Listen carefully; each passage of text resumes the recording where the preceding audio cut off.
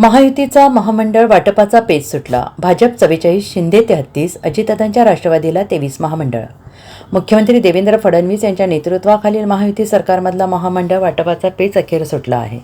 संख्याबळानुसार महायुतीत महामंडळाचे वाटप करण्यात आल्याची माहिती सूत्रांकडून पुढे आली आहे.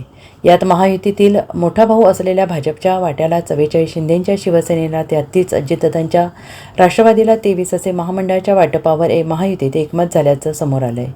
दरम्यान नुकत्याच झालेल्या समन्वय समितीच्या बैठकीत महामंडळाबाबत तीनही पक्षात हे सूत्र ठरल्याची माहिती सूत्रांनी दिली.